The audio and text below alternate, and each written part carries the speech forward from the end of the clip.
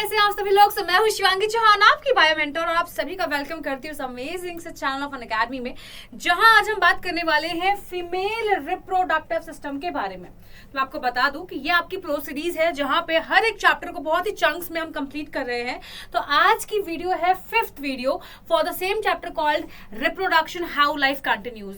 तो इसके पहले की अगर वीडियो आपने कोई भी मिस कर दी तो बेटा आपने गलती कर दी, आपके नंबर कट जाएंगे एग्जाम में, वरना है ना। तो अब एक काम करना कि आप इसी चैनल के प्लेलिस्ट में जाओ, वहां पे आपको दिख जाएगा न्यू एनसीईआरटी प्रो सीरीज। वहां पे आप वीडियोस जो है 15 to 17 मिनट्स की रेंज में है, सारे वीडियोस को आप नंबर 1 नंबर 2 करके कंप्लीट करो ताकि आपका सीक्वेंस में चैप्टर कंप्लीट होता रहे।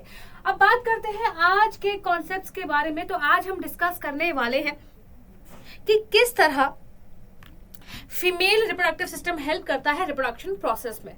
वेरी इंपॉर्टेंट सिस्टम, क्योंकि हमारे पास मल्टीपल सिस्टम्स होते हैं, इसी तरह एक रिप्रोडक्टिव सिस्टम भी है और फीमेल और मेल का स्पेसिफिक होता है। हमने मेल ऑलरेडी कवर कर लिया है कि किस तरह स्पर्म्स बनते हैं, कौन से वो पार्ट्स हैं जो इन्वॉल्व होते हैं to make that male gamete and उसको ट्रांसपोर्ट करने में, उसको कैरी करने में। आज हम इसी तरह बात करने वाले हैं कि जो फीमेल गैमीट्स होते हैं वो कहाँ बनते हैं, किस तरह ट्रांसपोर्ट होते हैं, बेबी बनने के बाद कहाँ वेट करता है और कहाँ डेवलप करता है, एंड 9 मंथ्स में क्या क्या चेंजेस रहते हैं। तो आज हम पूरा फीमेल रिप्रोडक्टिव सिस्टम कवर करेंगे। तो first of all let's begin with a very important part, that is ovaries. आप सबने इसका सुना होगा। तो they are present in pairs 1 and 2। 2 ovaries होती है, आप देख सकते हैं ये है। तो यहां पर already from the time of birth, जब किसी भी गर्ल चाइल्ड का बर्थ होता है या जब भी वो जेंडर डिसाइड हो जाता है कि now the baby will be girl, उस टाइम से ही उनकी ओवरीज में eggs are there. Thousands of eggs are there, लेकिन इमेच्योर एग्स आर देयर। तो यहाँ पे बहुत सारे इमेच्योर एग्स प्रेजेंट होते हैं और ये इमेच्योर एग्स मेच्योर होना कब स्टार्ट करते हैं, जब एडोलसेंस स्टार्ट होती है, जब प्यूबर्टी अटेन होने वाली होती है। यानी जैसे ही कोई गर्ल की मेंस्ट्रुअल साइकिल एक्टिवेट हो जाती है ना, मेंस्ट्रुअल साइकिल स्टार्ट हो जाती है, इसका मतलब अब हर महीने एक एक एग मैच्योर होगा और वेट करेगा for the sperm. Basically it's a normal tendency of a female reproductive system कि हर महीने एक एग को मैच्योर करना है, वो एग वेट करता है for the sperm to come. अगर स्पर्म नहीं आता है वो एग डिजनरेट करता है और फिर साइकिल टर्मिनेट हो जाती है, न्यू साइकिल स्टार्ट हो जाती है for the next egg to mature and wait for the reproduction process to happen. Okay, हम डिटेल में बात करने वाले हैं, फिलहाल let's stick to the ovaries thing only. तो ओवरीज क्या है? These are the organs basically जो एग्स बनाती हैं। एग्स है ऑलरेडी इनके अंदर from the time of birth, पहले से ही है, लेकिन मेच्योर होना कब स्टार्ट करती है, जब कोई गर्ल अपने एडोलसेंस फेज में एंटर कर जाती है। ठीक है, तो मेन फंक्शन क्या है? To produce eggs and to produce very important hormones called estrogen, जो कि फीमेल में सेकेंडरी सेक्सुअल कैरेक्टरिस्टिक्स को इन्फ्लुएंस करते हैं। For example development of breast, starting of menstrual cycle and all the other changes जो कि प्यूबर्टी टाइम के लिए प्यूबर्टी टाइम पे आते हैं, वो सारा एस्ट्रोजन करवाता है। अब बात करते हैं next one, that is this fallopian tube. तो हर एक ओवरी से कनेक्ट करता हुआ एक ट्यूब निकलता है, ये भी पेयर में आप देख सकते हैं। तो this is the tube like structure जो एग को कैरी करता है। तो जो एग मैच्योर हो रहा है हर महीने, वो ओविडक्ट में ही रिलीज किया जाता है और ओविडक्ट में ही वेट करता है वो for the fertilisation to happen. अगर फर्टिलाइजेशन हो गया तो ये फर्टिलाइज एग नीचे की तरफ ट्रैवल करेगा और अपने आप को आके यूट्रस में अटैच कर लेगा। और अगर फर्टिलाइजेशन नहीं हुआ तो यहीं से डिजनरेट करना स्टार्ट करेगा और जो यूट्रस में एक थिक लाइनिंग बनती है ब्लड की, आई विल एक्सप्लेन अगेन, है ना, वो लाइनिंग टूटती है और फिर मेंस्ट्रुअल ब्लड के फॉर्म में बाहर आती है। हर महीने यही साइकिल चलती है। We will discuss this in detail. Okay, तो फिलहाल हम बात करते हैं फ्लोपियन ट्यूब के बारे में। तो these are the tube like structures which carries the egg. Now please focus on this thing कि जैसे मेल में sperm duct was there, there was vast difference for carrying the sperm for the transport of sperm towards the outside of the body, वैसे ही यहाँ पर fallopian tube होती है egg को carry करने के लिए। तो मेन फंक्शन समझ में आ गया। अब जहां पे फ्लोपियन ट्यूब आके मिलती हैं, जुड़ती हैं, वहां बनता है दिस यूट्रस थिंग। तो this is the pear shaped body, है ना, दिस इज पियर शेप्ड, आप देख सकते हैं पियर के शेप का है। ठीक है, और इसको हम यूट्रस कहते हैं। इसमें 3 लेयर्स होती हैं, 3 मेम्ब्रेन्स होती हैं, लाइक मायोमेट्रियम, एंडोमेट्रियम, पेरीमेट्रियम, है ना। तो 2 लेयर्स हम बात करेंगे, एंडोमेट्रियम एंड आपकी मायोमेट्रियम। बात करेंगे, रुक के बात करेंगे। फिलहाल आपको समझना है कि this is pear shaped body.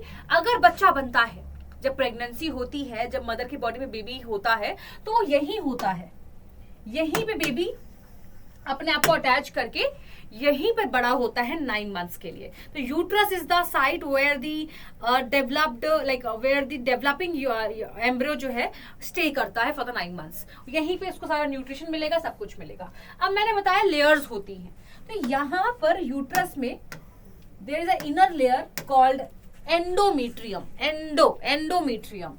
Why I am telling you this? क्योंकि एंडोमेट्रियम का बहुत इंपॉर्टेंट रोल होता है। हर महीने कोई भी लड़की हो, कोई भी फीमेल हो, not I am talking about mother's only, कोई भी लड़की हो, हर महीने उसकी बॉडी एक्सपेक्ट करती है कि जो एग रिलीज हुआ है वो फर्टिलाइज हो सकता है। तो हमें बच्चा बनने के बाद की तैयारी करके रखनी है कि फॉर एग्जाम्पल एग फर्टिलाइज हो जाए, बच्चा बन जाए, उसके बाद किसी प्रिपरेशन है बच्चे को नरिश करने का, उसको प्रोटेक्ट करने का, सपोर्ट करने का, वो तैयारी हर महीने रहती है बॉडी में। यानी अगर बच्चा बन भी गया तो उसके लिए पूरी तैयारी करके रखी जाती है। तो वो तैयारी क्या है कि जो एंडोमेट्रियम लेयर है ये अपने आप को हर महीने थिक कर लेता है, ब्लड से सप्लाई हो जाता है, वस्कुलराइज हो जाता है, मतलब कि मोटी मोटी ब्लड की कोटिंग जमा हो जाती है वहां पे, ताकि अगर बच्चा आएगा तो उसको सपोर्ट करने के लिए, उसको कुशन करने के लिए, उसको प्रोटेक्ट करने के लिए, नरिश करने के लिए this layer should be there. पर जैसे ही बॉडी को सिग्नल पहुंचता है कि एग को किसी ने फर्टिलाइज नहीं किया है, कोई स्पर्म नहीं आया है, कोई बेबी नहीं बना है, तो ये लाइनिंग टूट जाती है और ब्लड और म्यूकस के फॉर्म में वजाइना से बाहर आती है। इसी को कहते हैं मेंस्ट्रुअल साइकिल। हर महीने जो ब्लड आ रहा है वो यही ब्लड है, क्योंकि बॉडी ने अपने आप को प्रिपेयर करके रखा था कि बच्चा आएगा, बच्चा तो आया नहीं, तो वो जो लाइनिंग बनी थी, तैयारी कैंसिल, वो लाइनिंग की जरूरत ही नहीं है। तो वही लाइनिंग ब्रेक डाउन होकर बाहर निकलती है in the form of blood and mucus. Along with this degenerated egg, वो एग जो वेट कर रहा था स्पर्म के आने का, वही एग को बाहर लेके, मतलब वो एग बचता नहीं है, आधा कुछ तो एब्जॉर्ब हो जाता है, कुछ जो हल्के फुल्के उसके पार्ट्स रिमेनिंग है वो सब बाहर निकल जाते हैं। नाउ द क्वेश्चन इज कि ये एग कितनी देर के लिए वेट करता है? कोई तो टाइम ड्यूरेशन होगा ना, 1 day 2 day 3 day 5 day 1 month. No, for sure 1 month तो नहीं होगा, क्योंकि साइकिल 1 मंथ की होती है पूरी। तो बहुत सारे नंबर ऑफ इवेंट्स होते हैं जो साथ में चल रहे होते हैं। तो अगर मैं सिर्फ एग की बात करूं बेटा, तो प्लीज इस बात को याद रखना कि ये एग सिर्फ 1 डे यानी कि 24 घंटे के लिए ही वेट करता है। तो जिस दिन वो रिलीज हो गया, ओवरी से बाहर आ गया, वो 24 घंटे ही वेट करेगा कि अगर कोई स्पर्म आ रहा है तो बहुत अच्छी बात है, बच्चा बन जाएगा, और नहीं आ रहा है तो बात खत्म। फिर वो जो एग है वो सिग्नल पहुंचा देगा कि कोई बेबी नहीं बन रहा, तैयारी कैंसिल करो, और वो लाइनिंग ब्रेक डाउन होकर बाहर आती है। इसी को बोलते हैं मेंस्ट्रुअल साइकिल। तो आई होप कि आपको मोटा मोटा समझ में आ गया है, ठीक है। Now let's talk about cervix, यानी कि जहां पे आपका यूट्रस खुलता है, this opening of uterus is called basically the cervix part, ठीक है।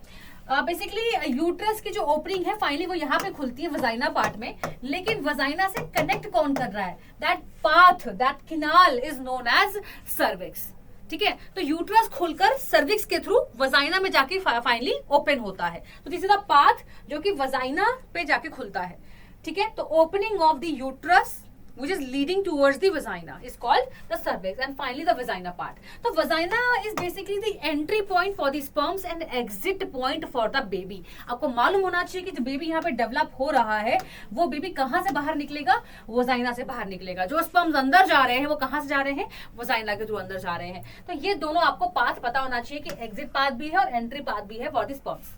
Now let's talk about the hormone oestrogen.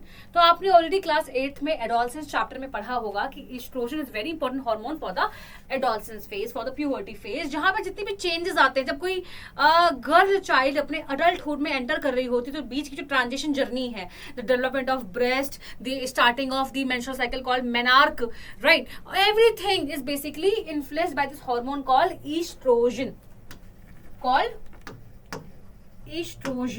ठीक है। तो ये काफी इंपॉर्टेंट हार्मोन है for the secondary sexual characteristics. अब बात करते हैं फर्टिलाइजेशन कैसे होता है। तो अब हमने देखा था कि पिछले लेक्चर में कि किस तरह स्पर्म बन रहा था, हमने जस्ट देखा भी एग कैसे बन रहा है। अब इनका फर्टिलाइजेशन, यानी अगर उस 24 घंटे के ड्यूरेशन में, मैंने क्या कहा कि एग वेट करता है फॉर 24 आवर्स, उस 24 आवर्स में अगर स्पर्म एंटर कर जाता है और जाके एग से फ्यूज हो जाता है, लेट मी रिमाइंड यू, एक ही स्पर्म फ्यूज होगा। ऐसा नहीं है कि एग में मल्टीपल, एक ही एग में मल्टीपल स्पर्म्स फ्यूज कर जाए, नहीं, जैसे ही कोई पहला स्पर्म, आप देख सकते हैं कि ये स्पर्म जैसे ही एंटर करेगा, इसने मेम्ब्रेन में कुछ चेंजेस कर दिए हैं, इस एग के मेम्ब्रेन में पंचरिंग कर दी है, उसकी मेम्ब्रेन की जो स्टिफनेस थी उसको तोड़ दिया है। तो अब कोई स्पर्म चाह कर भी इसको फ्यूज नहीं कर सकता। तो ऐसे कुछ चेंजेस कर देता है वो मेम्ब्रेन ऑफ द एग में कि दूसरा स्पर्म एलिजिबल ही नहीं है कि वो अंदर जाके करेगा भी क्या करेगा। तो पहला स्पर्म जो ये रेस को जीतता है, that is basically responsible for transferring the male characteristic to that egg, right? बात समझ में आई कि एग और यहाँ पे स्पर्म का फ्यूजन हो चुका है। तो नाउ नेक्स्ट स्टेज क्या है कि एक ही एग के अंदर अब दो न्यूक्लियस दिखेंगे। एक न्यूक्लियस होगा मेल पार्टनर का, यानी मेल गेमीट है, मेल गेमीट का न्यूक्लियस, और दूसरा वाला फीमेल गेमीट का ऑलरेडी प्रेजेंट न्यूक्लियस है। तो अब आप देख सकते हैं कि एक ही सेल के अंदर जब दो न्यूक्लियस प्रेजेंट होते हैं, that is a fertilize egg condition. अब तक एक ही न्यूक्लियस था, अब इसके अंदर दो आ चुके हैं, एक इसका खुद का, that is fertilize egg condition. अब ये जो फर्टिलाइज एग है ये धीरे धीरे क्या करेगा, डिवीजन स्टार्ट करेगा। यानी एक सेल में जब दो न्यूक्लियस थे तो उसकी नेक्स्ट स्टेज क्या होगी कि नाउ दो सेल बनेंगे, there will be division of cytoplasm and the membrane, right. उसके बाद 2 से ये 4 बनेंगे, 4 से ये 8 बनेंगे, 8 से ये 16 बनेंगे, 16 से ये 32 बनेंगे। यानी धीरे धीरे करके माइटोसिस होती रहेगी। And you know very well कि यहाँ पर माइटोसिस डिवीजन ही होगा। दो तरह का सेल डिवीजन होता है, माइटोसिस एंड मियोसिस। तो माइटोसिस हर एक नॉर्मल सेल में होता है, क्योंकि जैसे ही यहाँ पर फर्टिलाइज एग बन गया तो यहाँ पे जो नंबर ऑफ क्रोमोसोम था 46 हो चुका है, क्योंकि दो यहाँ पे बेसिकली एक सेल के अंदर मेल न्यूक्लियस भी है, फीमेल न्यूक्लियस भी है, यानी 23 + 23 इज अगेन 46। और ये 23 कैसे बना था बेटा, मियोसिस से। तो मियोसिस डिवीजन तभी होता है जब गैमीट बनाना होता है, यानी जब स्पर्म बना होगा तो वो मियोसिस से बना होगा। जब एग बना था मियोसिस से बना था, जिसकी वजह से उनके अंदर क्रोमोसोम का नंबर 23 था, half of the normal chromosome number. पर जैसे ही फर्टिलाइजेशन हो गया, ये 23 कितना हो गया, 46 हो गया। तो now the normal number has been attained. अब इसके बाद माइटोसिस होगा। तो माइटोसिस हर एक नॉर्मल सेल में होता है जिसका नंबर क्रोमोसोम का 46 है। मियोसिस सिर्फ और सिर्फ गैमीट के लिए होता है, only sperm and only egg formation के टाइम पे मियोसिस होता है। बाकी कोई भी डिवीजन बॉडी में चल रहा हो, आरबीसी का, डब्ल्यूबीसी का, स्किन सेल का, नर्व सेल का, कोई भी सेल अगर डिवाइड करेगा तो वो सिर्फ और सिर्फ माइटोसिस से करेगा। तो यहाँ भी सेल नॉर्मली डिवाइड कर रहा है, अपना नंबर इंक्रीज कर रहा है, तो माइटोटिकली करेगा, ये बात याद रखना, ठीक है। अब नंबर इंक्रीज करता करता वो डाउन दी यूट्रस आता है, धीरे धीरे करके क्या हो रहा है, वो यूट्रस से नीचे आ रहा है और फाइनली अपने आप को यूट्रस पे पहुंचा के इम्प्लांट कर लेगा। ये लिखा हुआ implantation, attachment of the developing embryo. ये डेवलपिंग एम्ब्रियो है, डिवीजन चालू हो चुका है, यानी बच्चा धीरे करके डेवलप होना स्टार्ट हो चुका है। तो धीरे धीरे करके वो यूट्रस की तरफ आएगा, क्योंकि फर्टिलाइजेशन कहाँ पे हुआ था बेटा, आपको अगर याद हो तो एग ने यहाँ वेट किया था, यहीं पे स्पर्म आया था, यही फर्टिलाइजेशन हुआ और अब फर्टिलाइज एग धीरे धीरे करके नीचे आ रहा है टुवर्ड द यूट्रस। और 7 दिन लगते हैं, 7 days बाद वो fertilise egg that developing this embryo will attach itself to the wall of uterus and this is called implantation. जैसे ही इम्प्लांटेशन होती है तब हम कह सकते हैं कि प्रेगनेंसी सक्सेसफुल।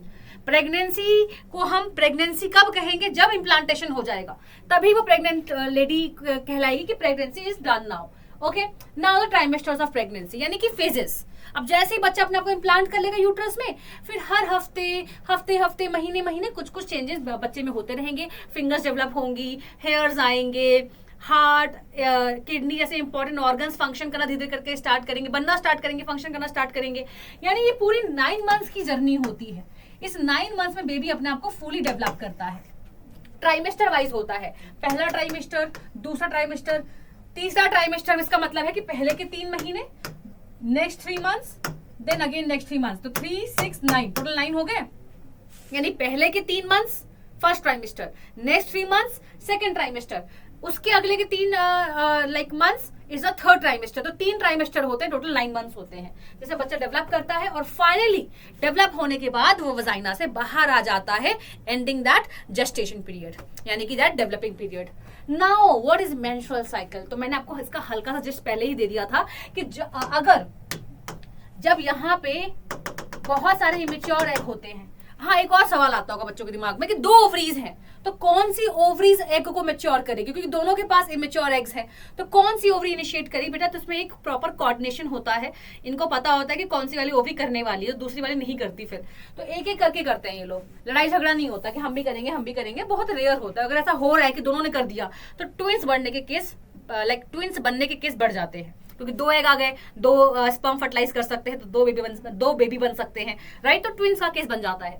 फिलहाल हम बात करते हैं कि जैसे ही यहाँ पे बहुत सारे इमेच्योर एग्स होते हैं, तो हर महीने में से कोई एक एग अपने आप को डोमिनेट करके, यानी अपने आप को मैच्योर करके कहाँ निकल जाता है?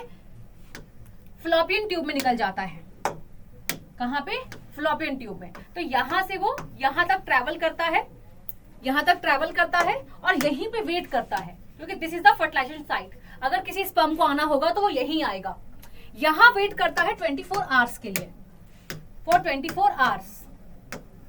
इस 24 घंटे में अगर स्पर्म आया तो बहुत बढ़िया बात है, वही होगा जो मैंने पढ़ाया है, fertilise egg, then developing embryo, implantation, 9 months. पर अगर ऐसा नहीं होता, क्योंकि हर गर्ल में हर महीने प्रेगनेंसी नहीं हो रही है ना, ये तो बाद में एक्सपेक्ट करती है मदर्स जब उनको बच्चा करना होता है। अदरवाइज नॉर्मली क्या होता है, हर एक लड़की की हर महीने में क्या हो रहा है मैं आपको वो बता रही हूँ। तो नॉर्मली हर महीने एग वेट करता है, स्पर्म नहीं आता है, तो वो क्या करता है? डीजनरेट करना चालू हो जाता है, टूटना स्टार्ट हो जाएगा, और बॉडी को सिग्नल पहुंच जाएगा कि there will be no baby now.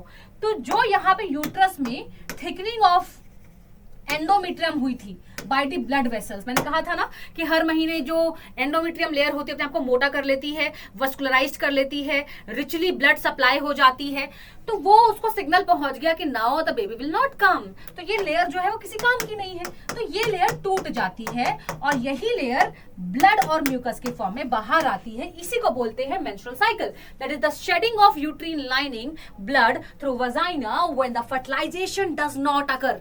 यही है आपकी menstrual cycle, and that's it. तो ये साइकिल कितनी बड़ी होती है?